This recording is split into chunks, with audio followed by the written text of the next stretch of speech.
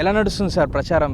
ఇక్కడ 2400 జనాభా 1827 ఓటర్లతో నూతనంగా మొన్ననే గ్రామ పంచాయతీగా ఏర్పడి మరి ఇది తొలి ఎన్నిక. ఇక్కడ నలుగురం అభ్యర్థులం పోటీ చేస్తున్నాం. మరి మీ కుటుంబం నుంచి ఎట్లాంటి రాజకీయంగా అనుకూలతలు ఏమైనా ఉన్నాయి? మా కుటుంబానికి పెద్దగా రాజకీయ అనుభవం లేదు. అయినప్పటికీ 1995లో మా అన్నయ్య గ్రామ పంచాయతీ వార్డు సభ్యునిగా పనిచేయడం జరిగింది. ఇప్పుడు భార్యల్ని సర్పంచ్గా నిల్చోబెట్టారు, కానీ వాళ్ళకు గెలిచిన తర్వాత ఇండిపెండెన్స్ లేదు. కానీ ఇప్పుడు మీరు ఇద్దరు ఎడ్యుకేటెడ్ ఉన్నారు, ఇద్దరు ఎలా కోఆపరేట్గా అవుతూ పనులు చేస్తారు? ఆఫీస్ వ్యవహారంలో కావచ్చు, గ్రామ పంచాయతీ పాలన విషయంలో కావచ్చు, ఆమెకు ఇంటి దగ్గర ఎడ్యుకేట్ చేస్తూ గిట్లా పోవాలని సలహాలు ఇస్తూ ప్రత్యేకంగా ఆమెనే ముందుంచి మహిళలు ఇప్పుడు మహిళా చైతన్యం ఎక్కువ ఉంది కాబట్టి మహిళా సంఘాల వాళ్ళతోని ఆమెకు పరిచయాలు ఏర్పడేస్తూ ఆమె పాత్ర ఖచ్చితంగా ఉండేలాగా నేను చర్యలు తీసుకుంటాను. హలో, నమస్తే. నేను గోపాలకృష్ణ. స్పెషల్ ఇంటర్వ్యూ కార్యక్రమానికి స్వాగతం. గ్రామ పంచాయతీ ఎన్నికలు ఇప్పుడు తెలంగాణలో కాకపుట్టిస్తున్నాయి. మొదటి విడత నామినేషన్లు పూర్తయ్యాయి. ఇక ప్రచార పర్వంలో ప్రతి గ్రామం ఇప్పుడు అసెంబ్లీ ఎన్నికల తర్వాత మరోసారి ఎన్నికల కోలాహలం కనబడుతుంది. ప్రస్తుతం మనం గంగధర ఎక్స్ రోడ్ కొత్తగా ఏర్పడిన గ్రామ పంచాయతీ మధురానగర్ అంటారు, ఈ గ్రామ పంచాయతీలో ఉన్నాం. ఇక్కడ చాలా పెద్ద ఎత్తున పోటీ నడుస్తోంది, రసవత్రంగా కూడా నడుస్తోంది. మనతో పాటు ఇక్కడ పోటీ చేస్తున్న అభ్యర్థి రామానుజం గారు ఉన్నారు. సార్ నమస్కారం.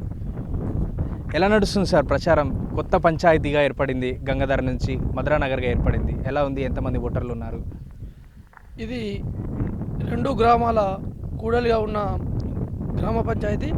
మొన్ననే కొత్తగా నూతనంగా గంగాధర గ్రామ పంచాయతీ నుంచి కొంత భాగం, కుర్క్యాల గ్రామ పంచాయతీ నుంచి కొంత భాగం 2 గ్రామాల పరిధి ఎక్స్ట్రోళ్ళు కలిపి మధురానగర్గా ఏర్పడ్డది. ఇక్కడ 2400 జనాభా 1827 ఓటర్లతో నూతనంగా మొన్ననే గ్రామ పంచాయతీగా ఏర్పడి మరి ఇది తొలి ఎన్నిక. ఇక్కడ నలుగురం అభ్యర్థులం పోటీ చేస్తున్నాం. మరి నేను గతంలో గంగాధర సర్పంచ్గా ఉండింటి, ఇప్పుడు మరోసారి మళ్ళీ ఎన్నికల బరిలో నిలిచాను. గతంలో మీరు అంటే గంగాధరకు సంబంధించి ఒకటే గ్రామ పంచాయతీగా ఉంది, ఇప్పుడు గంగాధర 2 భాగాలుగా విడిపోయింది, 2 గ్రామ పంచాయతీలు అయ్యాయి. ఇప్పుడు అంటే గంగాధర ప్రజల నుంచి కూడా మీకు రెస్పాన్స్ ఉంటుంది కదా, ఇప్పుడు మధురానగర్ కాకుండా ఇప్పుడు మీరు పోటీ చేసేది కాకుండా ఎట్లాంటి రెస్పాన్స్ ఉంది అక్కడ? నేను గతంలో గంగాధర సర్పంచ్ చేసినప్పుడు గంగాధరతో పాటు హామ్లెట్ గ్రామమైన మంగపేట ఉండే, ప్రస్తుతం గంగాధర మధురానగర్లోని గంగాధర ఎక్స్ రోడ్ పత్తికుంటపల్లి కూడా నేను చేసిన గంగాధర పరిధిలోనే ఉండే.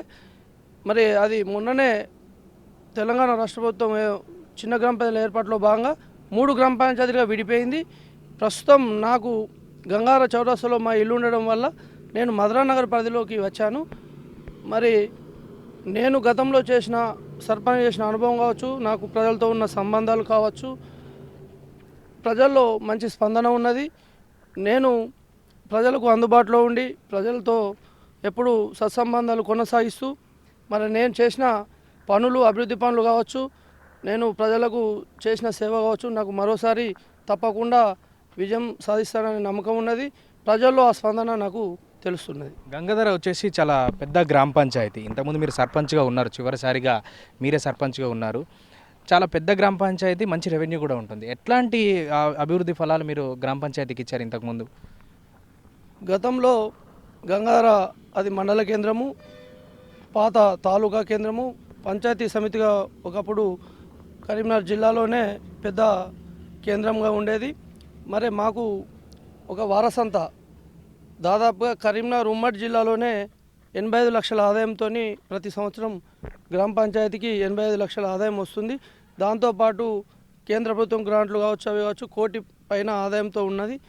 నేను ఆ నిధులతోని మా యొక్క వారసంతలో షెడ్లు కావచ్చు, లేకుంటే వీధుల్లో సీసీ రోడ్లు, వాటర్ సంబంధించిన నల్ల పైప్ లైన్లు, ఎప్పుడు ఏదైతే ప్రజలకు మౌలిక సదుపాయాలు అత్యంత అవసరం ఉన్నాయో వాటికే ప్రాధాన్యతను ఇవ్వడం జరిగింది. మరి దాంతోనే నాకు చాలా మంచి పేరు వచ్చింది. ఇప్పుడు కూడా ఈ మధురానగర్ కూడా, ఎందుకంటే ఇది 2 గ్రామ పంచాయతీల నుంచి విడిపడ్డ కొత్తగా ఏర్పడ్డది, ఇది వ్యాపార కేంద్రం కాబట్టి గతంలో నేను చేసిన అనుభవము, ప్రజలతో ఉన్న సంబంధాలు నాకు ఇక్కడ ఈ సమస్యలపైన పూర్తి అవగాహన ఉంది కాబట్టి దాన్ని పూర్తి స్థాయిలో అభివృద్ధి చేయడానికి నా యొక్క అనుభవం, నేను చేసిన అభివృద్ధి పనులు నాకు సహకరిస్తాయని, తప్పకుండా నాకు ప్రజలు అవకాశం ఇస్తారని నమ్మకం ఉన్నది. గ్రామ పంచాయతీ ఎన్నికలంటే నార్మల్గా అంటే అసెంబ్లీ ఎన్నికల కంటే గ్రామ పంచాయతీ ఎన్నికల్లో రాజకీయాలు ఎక్కువగా ఉంటాయంటారు. అంటే ముఖ్యంగా సర్పంచ్గా ఎన్నికవడం చాలా చాలా చాలా కష్టమైన విషయం.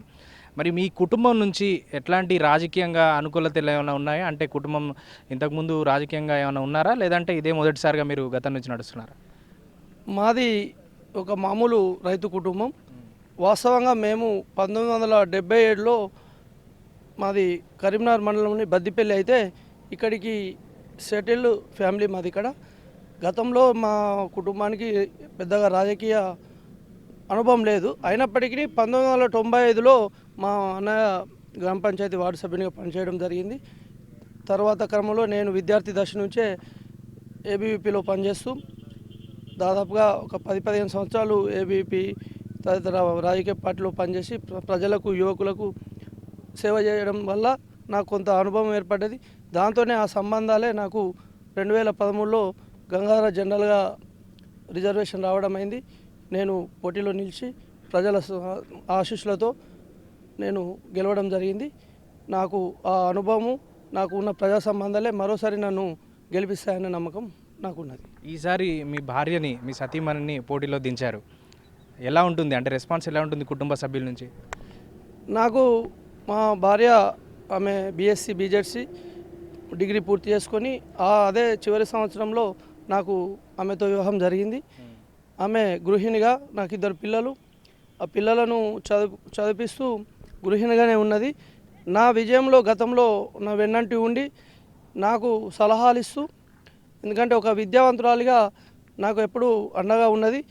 మరి అదే నా నుంచి నేర్చుకున్న సలహాలు కావచ్చు, విద్యావంతురాలు కావడం వల్ల ఇక్కడ కొత్తగా ఏర్పడ్డది. మరి ఇప్పుడు ఉన్న 4 అభ్యర్థులలో అందరూ 10th లోపే ఉన్నారు. మరి మా ఒక శ్రీమతే మన డిగ్రీ పూర్తి చేసుకొని ఉన్నది. ఇక్కడ ఈ ప్రాంతము వ్యాపార పరంగా విద్యావంతులు ఎక్కువ ఉన్న ప్రాంతం కాబట్టి ఒక విద్యావంతురాలిగా ఆమె, నేను పనులు చేసినప్పటికీ ఆఫీసులో కావచ్చు, అధికారులతో కావచ్చు, ఆమె చదువుకున్నది కాబట్టి తప్పకుండా సక్సెస్ అవుతుందని ఆమె వెన్నంటి నేను కూడా ఉండి ప్రతి పనిని ముందుకు తీసుకెళ్తానని నాకు ఆ నమ్మకం ఉన్నది. గ్రామ పంచాయతీకి వచ్చేసేసి గతంలో ప్రభుత్వాలు చాలా పథకాలు తీసుకొచ్చాయి. అంటే ఎస్పెషల్గా గ్రామానికి సంబంధించి గ్రామ జ్యోతి లాంటి పథకాలు చాలా తీసుకొచ్చాయి. మీరు గతంలో గంగాధర సర్పంచ్గా ఉన్నప్పుడు ఎలాంటి పథకాలు అవి ఎంతవరకు యూజ్ అయ్యి ప్రజల్లోకి ఎలా తీసుకెళ్లారు మీరు? గతంలో తెలంగాణ మేము సర్పంచుల ఎన్నికైన 6 నెలల వరకే తెలంగాణ రాష్ట్ర ప్రభుత్వం మేము గెలిచిన తర్వాతనే ఏర్పడ్డది. తెలంగాణ రాష్ట్రం కూడా మేము గెలిచిన తర్వాతనే విడిపోయింది. మాకు అది కూడా ఒక అదృష్టంగా భావిస్తున్నాం. ఎందుకంటే ఎన్నో ఏళ్ళ పోరాటం వల్ల తెలంగాణ వచ్చింది. మేము సర్పంచులు అయినాకనే తెలంగాణ రావడం, తెలంగాణ రాష్ట్ర ప్రభుత్వం ముఖ్యంగా ప్రజలకు ఉపయోగపడేలాగా పెన్షన్ కావచ్చు, లేకుంటే ఈ ఆరోగ్య మన ఈ 1000 రూపాయల పెన్షన్తో పాటు వికలాంగుల పెన్షను, బీడీ పెన్షను, తర్వాత సీఎం రిలీఫ్ ఫండ్ కావచ్చు, ఇలాంటి ప్రజలకు ఏది అవసరం ఉన్నది అవి ఎప్పటికప్పుడు ప్రజల నుంచి వారికి అర్హులైన వారిని ఎప్పటికప్పుడు ప్రోత్సహిస్తూ వారికి 100% అందేలా చర్యలు తీసుకున్నాం. గ్రామం పైనుంచి వచ్చిన నిధులు కూడా ప్రాధాన్యత పరంగా ఏది ప్రజలకు ఉపయోగం, ఏది చేస్తే ప్రజలకు ఉపయోగం ఉంటుంది, దీన్ని ఎట్లా వినియోగించాలనే అది ప్రణాళికతోని ముందుకు వెళ్ళి ప్రతి కార్యక్రమాన్ని నేను, ఎందుకంటే ఒక ఎడ్యుకేటెడ్గా నాది కూడా బీకామ్ ఎల్ఎల్బి, నేను ఒక విద్యావంతునిగా ప్రజలకు ఏదైతే అత్యంత అవసరమో దాని ప్రణాళిక పరంగానే ముందుకెళ్ళిన ఇప్పుడు కూడా నాకు అనుభవం పనిచేస్తుందని నమ్మకం ఉన్నది. ముఖ్యంగా అంటే గ్రామ పంచాయతీ ఎన్నికల్లో యువత చాలా కీలకంగా పోషిస్తూ ఉంటారు. ఖచ్చితంగా అంటే చదువుకున్న వాళ్ళు ఎక్కువ మంది ఉంటారు. ఇప్పుడు దాదాపుగా తెలంగాణలో ఎక్కువగా అంటే విద్యావంతులు కావచ్చు, చాలామంది యువతే కీలకంగా మారారు. చాలా చోట్ల వార్డు మెంబర్లు కూడా యువత ఉంటున్నారు. మీ గ్రామ పంచాయతీలో ఎలాంటి పరిస్థితి ఉంది? యువత ఎలాంటి పాత్ర పోషిస్తున్నారు? మా గ్రామ పంచాయతీలో సర్పంచ్తో పాటు 10 వార్డులు ఉన్నాయి. 10లో 6 మహిళలకు ఉన్నాయి, మిగతా 4 జనరల్గా ఉన్నాయి. దాంట్లో ఇప్పుడు పోటీ చేసిన దానిలో ప్రతి వార్డులో 4-5 పోటీ ఉన్నారు. మొత్తం మంది అంతా 40 లోపు వాళ్ళే ఉన్నారు. ఒక 5-6 ఒక 4-5 అంటే పోటీ చేసిన 40-50 మందిలో ఒక 4-5 మాత్రమే కొంత ఏజ్ వాళ్ళు ఉన్నారు. అంతా యువత ఎక్కువ రాజకీయాల్లోకి వస్తుంది. వాస్తవంగా కూడా నేను యువతను రాజకీయాల్లోకి రావాలి. ఎందుకంటే గ్రామ స్థాయి నుంచి మార్పు వచ్చినప్పుడే పై స్థాయి దాకా మార్పు జరుగుతుంది. ప్రజల్లో యువకుల్లో చైతన్యం అయినప్పుడు అది ఇంకా పై స్థాయిలో కూడా అభివృద్ధి చెందుతుంది అనేది నా యొక్క నమ్మకం. ఆ నమ్మకంతోనే నేను రాజకీయాల్లోకి రావడం జరిగింది. ఇప్పుడు ఇక్కడ గంగాధర కూడా ఈ మధురనగర్ కూడా ఎందుకంటే ఇక్కడ విద్యాలయాలు కావచ్చు, వ్యాపారం కావచ్చు, విద్యావంతులు ఎక్కువ ఉన్నారు కాబట్టి విద్యావంతులకు రాజకీయాల్లోకి వచ్చి మంచి సలహాలు ఇస్తూ, ఎందుకంటే విద్యా వ్యాప్తికి కానీ నిరుద్యోగ సమస్య పోవాలంటే యువకులు వచ్చినప్పుడే కొత్త కొత్త ఆలోచనలు వస్తాయి. యువత రాజకీయాల్లోకి రావాలనేదే నా ఆలోచన. వారికి నా ప్రోత్సాహం ఎప్పుడు ఉంటుంది. ముఖ్యంగా అంటే మీ గ్రామ పంచాయతీ ఇప్పుడు కొత్తగా ఏర్పడిన మధురనగర్ గంగాధర్ ఎక్స్ రోడ్, ఈ గ్రామ పంచాయతీ హైవేకి ఆనుకొని ఉంటుంది. చాలా వెహికల్స్ వస్తూ పోతూ ఉంటాయి. చాలా రద్దీగా ఉండే ప్రాంతం ప్లస్ వ్యాపార కేంద్రం మీరు అన్నట్టుగా. ఎట్లాంటి అభివృద్ధి మీరు చేద్దాం అనుకుంటున్నారు ఈ గ్రామ పంచాయతీకి? మధురనగర్లో ఇంకా ఎలాంటి అభివృద్ధి మీ 5 సంవత్సరాల్లో గెలిస్తే కనుక 5 సంవత్సరాల్లో ఎలా చూపిస్తారు? ఇది వాస్తవంగా ఇది నిజామాబాద్ నుంచి అటు వరంగల్ కోదాడ వరకు ఈ రవాణా సౌకర్యం ఉన్నది. దాదాపుగా ఇది నేషనల్ హైవే, రాబోయే రోజుల్లో నేషనల్ హైవే కూడా అవుతున్నది. ఇది ఒక 20 గ్రామాలకు సంబంధించిన కూడలి. 4 మండలాల ప్రజలు ఎప్పుడు ఇక్కడికి వస్తూ పోతుంటారు. బాగా రద్దీ ప్రాంతము, వ్యాపార కేంద్రము, విద్యా కేంద్రం కాబట్టి గతంలో నాకు పనిచేసిన అనుభవాన్ని పై అధికారులతో ఉన్న సంబంధాలు కావచ్చు, అధికారులు ఎమ్మెల్యేల ఎంపీల సహాయం తీసుకొని నేను ప్రాథమికంగా ఎందుకంటే ఇక్కడ ఈ 2 గ్రామాల పరిధిలో ఉండడం వల్ల కొంత ప్రజలు కూడా అసౌకర్యం చెందిరు. ఎందుకంటే కురిక్యాలకు సంబంధించిన వాళ్ళు కురిక్యాల వెళ్ళడం, గంగాధర సంబంధించిన వాళ్ళు గంగాధరకి వెళ్ళడం వల్ల వారికి కొంత అసౌకర్యం ఉన్నది. నేను విజయం సాధించిన వెంటనే ప్రజలకు ఏది అవసరమో ఈ వ్యాపార కేంద్రంలో ఈ రద్దీ తప్పేయడానికి ట్రాఫిక్ నిబంధనలు కావచ్చు, మరి R&B అధికారులతోని మాట్లాడడం, ట్రాఫిక్ పోలీస్ వాళ్ళకు సంబంధించి ఈ ట్రాఫిక్ క్లియరెన్స్ కావచ్చు. ఎందుకంటే ముఖ్యంగా ఉదయం పూట సాయంత్రం పూట రద్దీ ఎక్కువ ఉంటుంది కాబట్టి ఈ ట్రాఫిక్ వాళ్ళను R&B వాళ్ళను సమన్వయం చేస్తూ ఈ రద్దీ తగ్గించేలాగా, అలాగే అధికారులతో మాట్లాడి మన R&B పక్కన ఉన్న ఎలక్ట్రిసిటీ ఎటు అంటే ఇప్పుడు ఇటు నుంచి అటు ఉన్నాయి, దాన్ని దేని పక్క దానికి చేసుకుంటూ గతంలో నాకున్న అనుభవాన్ని ఈ అభివృద్ధికి తప్పకుండా నేను పై అధికారులతోని ప్రజాప్రతినిధులతోని సహాయం తీసుకొని తప్పకుండా చేస్తాను. ముఖ్యంగా ఎందుకంటే ఈ వ్యాపార కేంద్రంలో ఎక్కడి నుంచో నిత్యం గతంలో కూడా ఒక 2-3 యాక్సిడెంట్లు అయ్యి 2-3 చనిపోవడం జరిగింది సెంటర్లో. దాన్ని దృష్టిలో పెట్టుకొని ఒక పక్కా ప్రణాళికతో R&B అధికారులను, ట్రాఫిక్ పోలీసు వారిని సమన్వయం చేస్తూ ఒక ప్రణాళిక పరంగా ముందుకు తీసుకెళ్తానని, దానికి తప్పకుండా నా అనుభవం పనిచేస్తుందని తెలియజేస్తుంది. ముఖ్యంగా అంటే ఈ రోడ్డు సమస్య కీలకంగా ఉంటుంది మీ గంగాధర్ ఎక్స్ రోడ్డుకి సంబంధించి. రద్దీ ఎక్కువగా కారణంతో రోడ్డు చిన్నగా ఉందని చాలామంది చెప్తూ ఉంటారు. దానికి ముఖ్యంగా మీరు ఎలాంటి చర్య తీసుకోబోతున్నారు? వాస్తవంగా రోడ్డు చిన్నగా అయింది, ట్రాఫిక్ పెరిగిపోయింది. వెహికల్స్ కూడా ఎందుకంటే 20 గ్రామాల ప్రజలు వెహికల్స్, కార్లు ఈ మధ్య ఎక్కువ అయినాయి. ట్రాఫిక్ సమస్యలు బాగా ఉన్నాయి. ప్రాథమికంగా నేను గెలిచిన వెంటనే R&B అధికారుల దృష్టికి సమస్యను తీసుకుపోయి డివైడర్ మధ్యలో సెంట్రల్ లైటింగ్ డివైడర్ ఏర్పాటు చేస్తూ ఈ ట్రాఫిక్ సమస్యను అవసరమైతే పార్కింగ్ ప్లేస్ లాంటిది గుర్తించి ఈ ట్రాఫిక్ సమస్య లేకుండా పార్కింగ్ ప్లేస్లో ఈ వెహికల్స్ పార్కు చేసేలాగా ప్రజలకు అవగాహన కల్పిస్తూ, వ్యాపారులకు కూడా, ఎందుకంటే ఈ రద్దీ ప్రాంతం ఉన్న సమయంలో పార్కింగ్ ప్రత్యేకంగా ఏర్పాటు చేస్తే, అలాగే రోడ్డు మీద ఉన్న కూరగాయలు, పండ్లు వాళ్ళను కూడా ఒక ప్రణాళికాబద్ధంగా, ఎందుకంటే అంత చిరు వ్యాపారులే కాబట్టి వాళ్ళను కూడా ఎలాంటి ఇబ్బంది పెట్టకుండా ఒక ప్రణాళిక పరంగా కొంత వాళ్ళకు అవగాహన కల్పిస్తూ తప్పకుండా ఈ సమస్యను పరిష్కరించే దిశగా నేను ప్రయత్నాలు చేస్తాను. ఓకే, గ్రామ పంచాయతీ నడవాలంటే చాలా విభాగాలు పనిచేయాల్సి ఉంటుంది.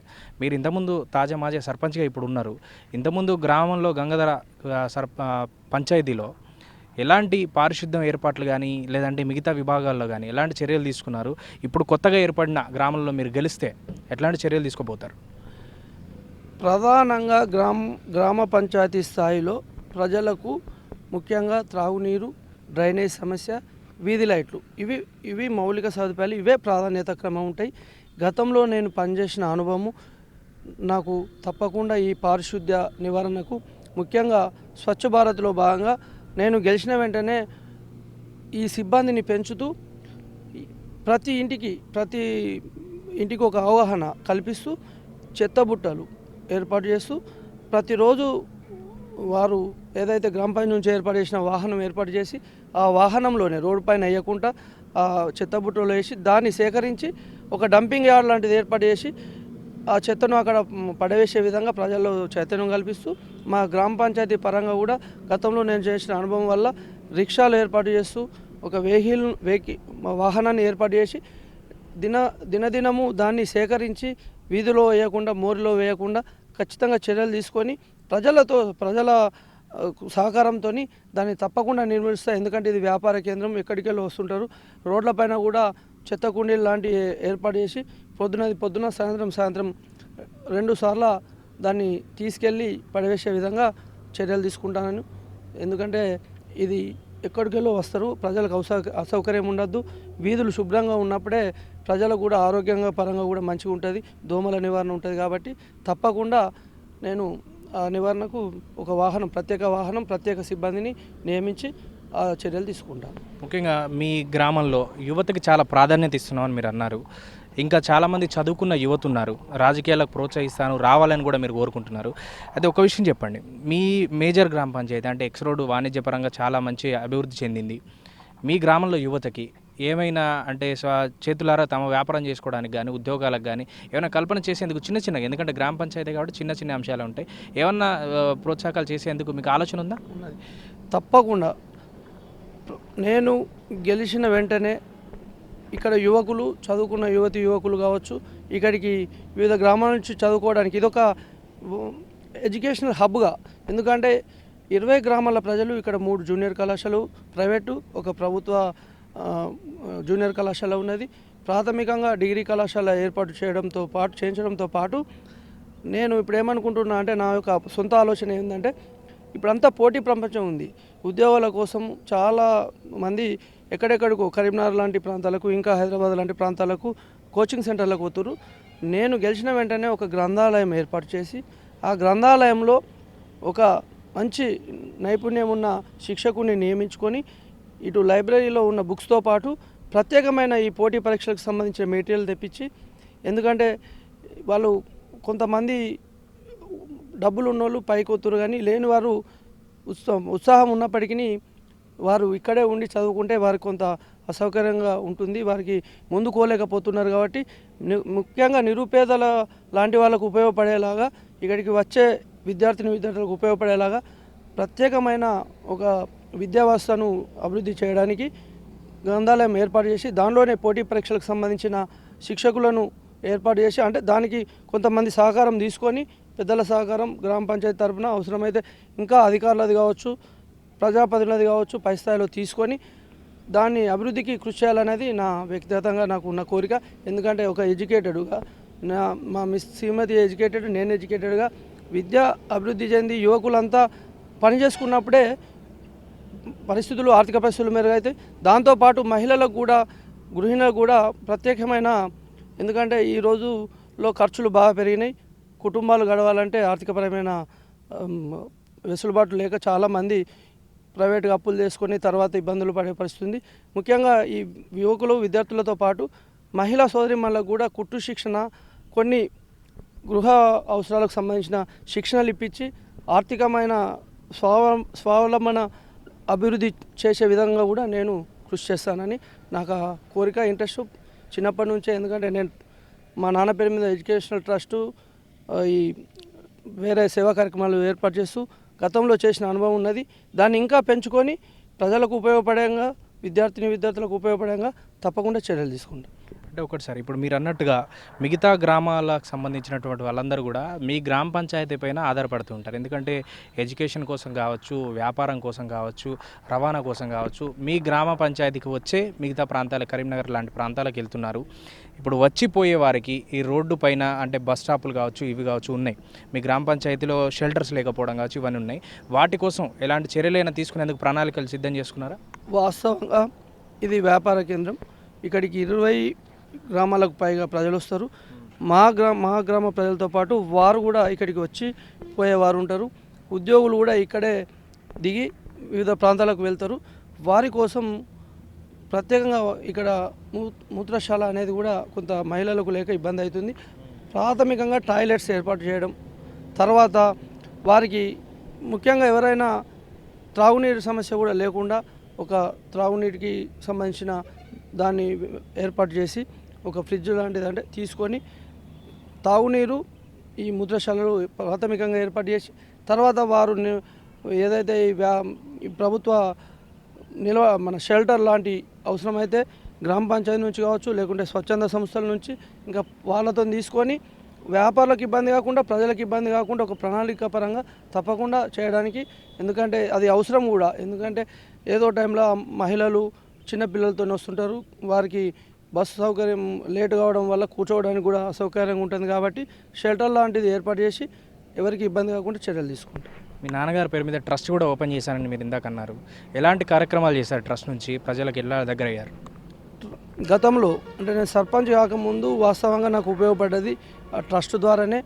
ప్రజల దగ్గరికి సత్సంబంధాలు పోయినా, ఎవరైనా నిరుపేదలు చనిపోయినప్పుడు వారికి ఆర్థిక పరమైన సహాయం కావచ్చు, లేకుంటే విద్యార్థులు, పేద విద్యార్థులు ఎవరైనా ముందుకు వెళ్ళే వారికి ప్రోత్సాహం, మన స్పోర్ట్స్ కిట్స్ కావచ్చు, లేకుంటే మా యొక్క జూనియర్ కళాశాల ఉండే ఇక్కడ విద్యార్థులకు తాగునీటి సౌకర్యం లేకున్నప్పుడు నేను సొంతంగా ఒక 15,000 రూపాయలు సొంతంగా నిధులు కేటాయించుకొని నా సొంత డబ్బులతో పైప్ లైన్ ఏర్పాటు చేయడం జరిగింది.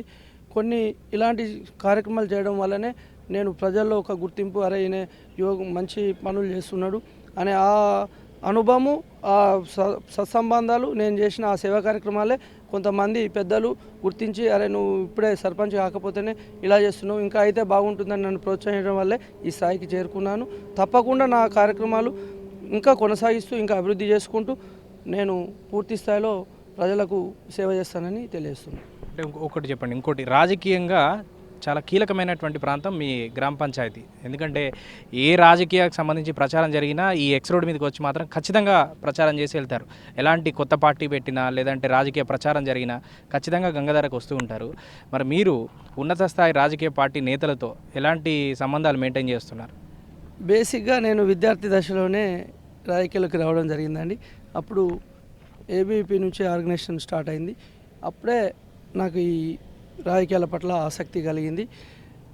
అది పెరిగి యువజన సంఘంలోకి రావడం, తర్వాత నేను బేసిక్గా ఏంటంటే నేను కుల మతాలకు వీటికి ప్రాధాన్యత ఇవ్వనండి. వ్యక్తిత్వానికే ప్రాధాన్యత ఇస్తా. ఆ సంబంధాలు, ఆ వ్యక్తిత్వ సంబంధాలే నాకు ఈరోజు అన్ని పార్టీలతోని, వాస్తవంగా పార్టీ రహితంగా నాకు ఈరోజు అందరూ సపోర్ట్ చేస్తున్నారు. దాన్ని రాజకీయాలు వేరు, అభివృద్ధి వేరండి. నాకు పనిచేసిన అనుభవం ఉన్నది. రాజకీయానికి సంబంధించింది ఒక రాజకీయ పార్టీలో కొనసాగుతూ అభివృద్ధి సాధించే సమయంలో ఎమ్మెల్యే గారు కావచ్చు, ఎంపీ గారు కావచ్చు, మంత్రి గారు కావచ్చు, అధికారులతోని తప్పకుండా నాకున్న సంబంధాలతోని పని తీసుకుంటా.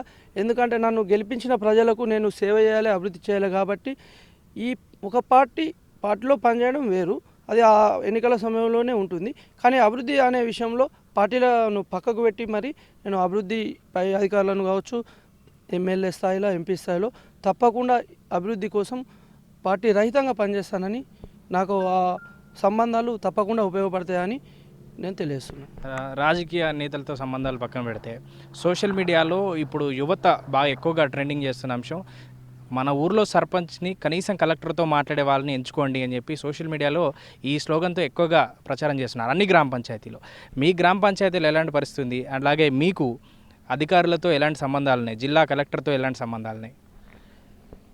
నేను ఒక మండల కేంద్రం సర్పంచ్గా, అంతకుముందు సర్పంచ్ల ఫోరం అధ్యక్షునిగా పనిచేశాను. నేను సర్పంచ్ల ఫోరం అధ్యక్షునిగా పనిచేసిన సమయంలో ఒక గంగాధర సర్పంచ్గానే కాకుండా వివిధ గ్రామాల సర్పంచ్లకు కూడా ఏమైనా ఎస్టీఓతోనో, ఎంఆర్ఓలతోనో ఏమైనా చిన్న చిన్న సమస్యలు, భేదాభిప్రాయాలు ఏర్పడ్డప్పుడు చొరవ తీసుకొని పనిచేయడం జరిగింది.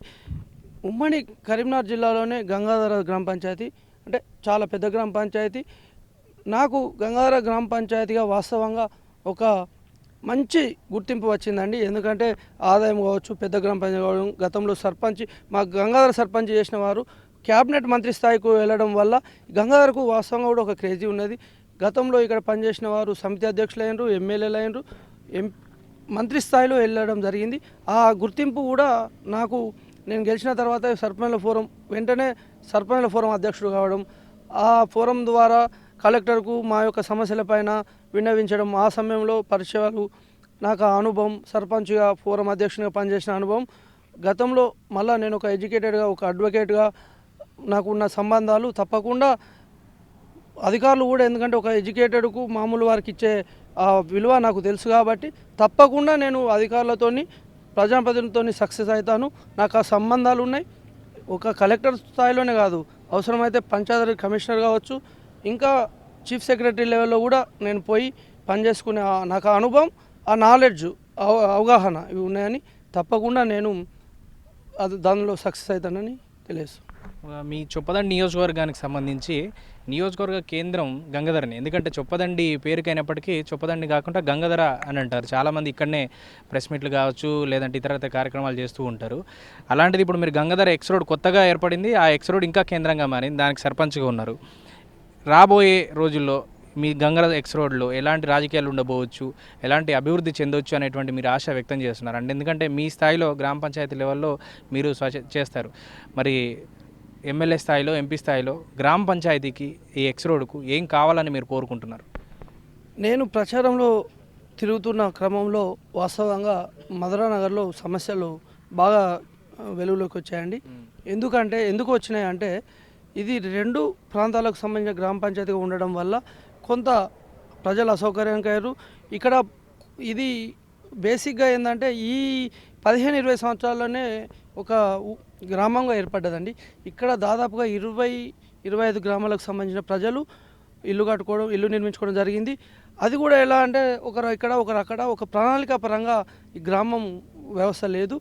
దీనికి నేను గతంలో పనిచేసిన అనుభవం తోడు ఈ ఒక ప్రణాళిక పరంగా బేసిక్గా ఫస్ట్ వారికి మురుగునీటి సౌకర్యం పోయేలాగా డ్రైనేజ్ వ్యవస్థ, సీసీ రోడ్లు అది ఏర్పాటు చేసుకుంటూ ఈ గ్రామానికి సంబంధించిన ఇది నూతనంగా ఏర్పడ్డది.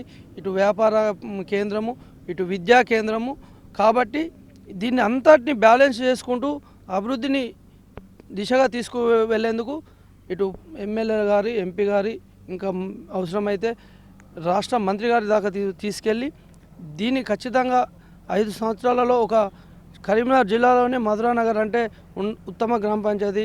అలాగే దీనికి గ్రామ పంచాయతీ భవనం లేదు. ఈ ఒక మోడల్ గ్రామ పంచాయతీ భవనాన్ని నిర్మించే విధంగా, అలాగే ఇది రాబోయే రోజుల్లో ఇక్కడ ఎందుకంటే ఇది నాకు ఒక 10 సంవత్సరాల్లో ఇది మున్సిపాలిటీ కేంద్రంగా తప్పకుండా ఏర్పడుతుందండి. ఎందుకంటే ఇప్పుడు ఇంకా కన్స్ట్రక్షన్ వ్యవస్థ పెరుగుద్ది. ఎక్కడికి వెళ్ళినా మండలంలో ఇక్కడ కొనుక్కున్న వాళ్ళు, మండలంలో ప్రతి విలేజ్ నుంచి ఇక్కడ కొనుక్కున్న వాళ్ళు ఉన్నారు. ఈ అభివృద్ధిని చూసి తప్పకుండా ఇక్కడ ఇల్లు నిర్మాణం జరుగుద్ది. ఇది భవిష్యత్తులో ఇది ఒక మున్సిపాలిటీగా ఏర్పడబోతుంది. దానికి మున్సిపల్ అయితే తర్వాత ఎలాగైతే అభివృద్ధి కావాలనో ఆ మున్సిపల్ స్థాయి అభివృద్ధిని నేను ఇప్పుడే చేయడానికి ప్రణాళికలు ఏర్పాటు చేసుకుంటున్నాను. మీరు అన్నట్టు కొత్త గ్రామ పంచాయతీ రేపొద్దున మీరు ఒకవేళ గెలిస్తే చాలా సవాళ్ళు మీ ముందుంటాయి. ఎందుకంటే గ్రామ పంచాయతీ నిర్మించాలి, డ్రైనేజ్ వ్యవస్థ, మీరు అలాగే అన్నట్టుగా ఒక గ్రామంగా ఇది ఏర్పడలేదు, ఒక వ్యాపార కేంద్రంగా ఏర్పడింది కాబట్టి ఒక ప్లానింగ్ లేకుండా ఎక్కడంటే అక్కడ నివాసాలు కావచ్చు, భవనాలు కావచ్చు ఏర్పడ్డాయి. దీన్ని ఎలా స్వీకరించబోతారు? అంటే ఒక ప్లానింగ్ వ్యవస్థను ఎలా, ఒక మాస్టర్ ప్లాన్ ఏమైనా అనుకుని జనాల దగ్గరికి తీసుకెళ్తున్నారో, ఓటర్ల దగ్గరికి? నేను ఇది నూతన గ్రామ పంచాయతీ ఏర్పడ్డ క్రమంలోనే నేను ఒక ప్రణాళిక, ఒక మేనిఫెస్టోను, నా సొంత మేనిఫెస్టోను తయారు చేసుకున్నానండి. ఇక్కడ ఎందుకంటే గతంలో నాకు పనిచేసిన అనుభవం ఉన్నది. దాన్ని దృష్టిలో పెట్టుకొని ఇక్కడి ప్రజలకు వివిధ ప్రాంతాల నుంచి వివిధ రకాల ప్రజలు ఇక్కడ ఒక ఒక గ్రామం పూర్వంలో ఏర్పడ్డ గ్రామంలో ఏముంటుందండి అంటే ఒక క్రమ పద్ధతిలో ఇండ్లు ఉంటాయి, ఒక క్రమ పద్ధతిలో అంటే ఒక కమ్యూనిటీ బేస్డ్గా ఆ నిర్మాణం జరిగి ఉంటుంది. ఇక్కడ అలాంటిది ఈ వ్యవస్థ లేదు. అంతా కొత్తవారు, కొత్త ప్రాంతము, కొత్త ఆలోచనలు ఉంటాయి. అవన్నిటిని దృష్టి పెట్టుకొని నేను నా సొంత మేనిఫెస్టోను తయారు చేసుకోవడం జరిగింది. నాకు గతంలో ఉన్న అనుభవాన్ని ఈ మేనిఫెస్టోను కలుపుకొని ఇక్కడి ప్రజల వాళ్ళ సలహాలు వారి సహకారంతోనే దీన్ని నేను ఒక ప్రణాళికా పరంగా ప్రాథమికంగా డ్రైనేజ్ వ్యవస్థ సక్రమంగా ఉంటే ఇంటి పరిశుభ్రత ఉంటుంది, ఆరోగ్యపరంగా కూడా వారి ఇండ్లు మంచిగా ఉంటాయి, ప్రజలకు కూడా ఉంటుంది. కాబట్టి ప్రాథమిక ప్రాధాన్యత డ్రైనేజ్ వ్యవస్థకి ఇస్తానని, తర్వాత సీసీ రోడ్డు, తర్వాత ఎందుకంటే వీధి లైట్లు ఈ 3 ఒక ప్రాధాన్యత క్రమంలో చేసుకుంటూ తర్వాత ఈ వ్యాపార కేంద్రానికి సంబంధించి విద్యా కేంద్రానికి సంబంధించింది నేను ఒక మేనిఫెస్టో పెట్టుకోవడం జరిగింది.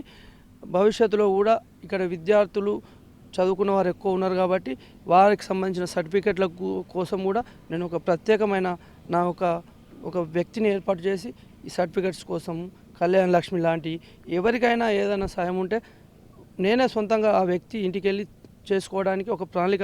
ఎందుకంటే కొత్త ప్రాంతం కొత్త ప్రజలు ఉన్నారు కాబట్టి వారికి ఆఫీసులతో కావచ్చు అధికారులతో సంబంధాలు ఉండే కాబట్టి నాకు అందరి అధికారుల సహకారం ఉంది కాబట్టి ఒక వ్యవస్థను ప్రత్యేక వ్యవస్థను నేను ప్రత్యేకంగా ఏర్పాటు చేసి ప్రజలకు సౌకర్యం ఉండేలా చర్యలు తీసుకోవడానికి నేను కొన్ని ప్రణాళికలు వేసుకున్న ఒక మేనిఫెస్టో తయారు చేసుకున్నా. ఆ మేనిఫెస్టోను ప్రజల సహకారాన్ని తీసుకొని అధికారుల సహకారంతో తప్పకుండా దీన్ని అభివృద్ధి దిశలో తీసుకెళ్తాం. ఇప్పుడు అంటే గ్రామ పంచాయతీ ఇప్పుడు మీ ఎలక్షన్ దగ్గర పడుతున్నాయి, దాదాపు నామినేషన్లు కూడా అయిపోయాయి. ఎలా ఉంది మీ అంటే ఈ ఎలక్షన్లో రాజకీయాలు ఎలా ఉన్నాయి? గ్రామంలో 4 పోటీ చేస్తున్నారు, వార్డు సభ్యులు ఎలా మెయింటైన్ చేస్తున్నారు? ఎట్లాంటి రాజకీయాలు ఉన్నాయి? ఇది కొత్తగా ఏర్పడ్డ గ్రామ పంచాయతీ. ఇక్కడ నేను సగం ప్రాంతం నేను గతంలో పనిచేసిన ప్రాంతం, సగం ప్రాంతం కొత్త ప్రాంతం అయింది. నాకు ఉన్న అడ్వాంటేజ్ ఏంటంటే ఇటు ప్రజలు నాకు పూర్తి స్థాయిలో ఉన్నవారు, అటు కూడా గతంలో మేము కొంత భూమిని అమ్మడం వల్ల అక్కడ మా భూమిలోనే ఇల్లు కట్టుకోవడం వల్ల ఒక 40-50 కుటుంబాలు మా కుటుంబ సభ్యులుగా ఉన్నారు. అది నాకు కొంత అడ్వాంటేజ్ ఉంది. తర్వాత నేను ఇదే కేంద్రంలో ఇటు సర్పంచ్ చేసిన కాబట్టి దాదాపుగా పనులు అభివృద్ధి పనులు అందరికీ తెలుసు కాబట్టి ప్రజల్లో మంచి స్పందన ఉంది. నేను పోతే తప్పకుండా మీ గురించి తెలుసు, మేము తప్పకుండా మీకు సహకరిస్తామని మంచి స్పందన వస్తుంది. అలాగే వార్డు విషయంలో నేను ఈ కొత్తగా ఏర్పడ్డది కాబట్టి కొత్త ప్రాంతం కాబట్టి వార్డు సభ్యులు ఎవరైనా గెలవని నేను వారి అందరి సహకారంతో అభివృద్ధికి తీసుకెళ్ళాను కాబట్టి వార్డు సభ్యుల విషయంలో నేను పెద్దగా చూస్తలేను. నా సర్పంచ్ కార్యక్రమాలే నేను సర్పంచ్ అభివృద్ధి ఎట్లా చేస్తా అనేది ఉంది. ఎందుకంటే నాకు ఏ పార్టీ నుంచి ఏ వార్డు సభ్యుడు ఏ కులం ఏ మతం గెలిచినా కానీ నాకు వారి సహకారం అవసరం కాబట్టి వార్డు విషయంలో నేను ఎక్కువ జోక్యం చేసుకుంటలేను.